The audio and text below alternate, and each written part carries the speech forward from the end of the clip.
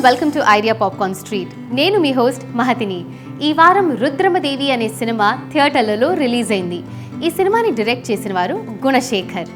ఇది 13th సెంచరీలో కాకతీయ సామ్రాజ్యాన్ని పాలిస్తున్న మహారాణి రుద్రమదేవి కథ.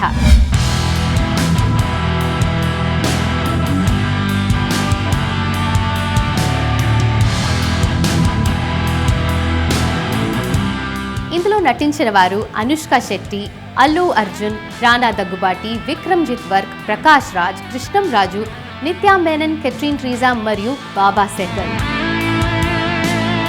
ఈ సినిమా భవ్యమైన కాకతీయ సామ్రాజ్యంలో మొదలవుతుంది. ఈ సామ్రాజ్యానికి రాజైన గణపతి దేవుడికి వారసుడు లేడు.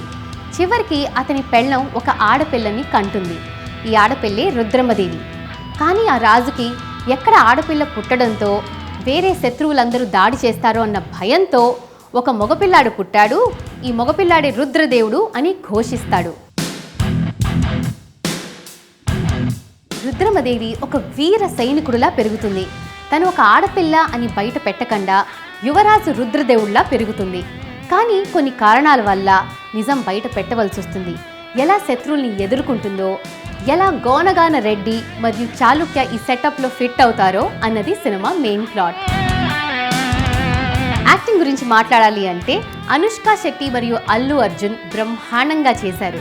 కెట్రిన్ ట్రీజా మరియు నిత్యా మేనన్ని ఇంకొంచెం బాగా యూజ్ చేసి ఉండాల్సింది. ఈ సినిమా డైలాగ్స్ కూడా బ్రహ్మాండంగా రాశారు. ఈ సినిమా మ్యూజిక్ పర్వాలేదు, కానీ బ్యాక్గ్రౌండ్ మ్యూజిక్ అద్భుతంగా ఉంది. ఈ సినిమా సినిమాటోగ్రఫీ కూడా బాగుంది, కానీ విఎఫ్ఎక్స్ మరియు ప్రొడక్షన్ వాల్యూస్ ఓ మాదిరిగా ఉన్నాయి. ఈ సినిమా ఎడిటింగ్ కూడా సెకండ్ హాఫ్లో కొంచెం టైట్గా ఉండాల్సింది.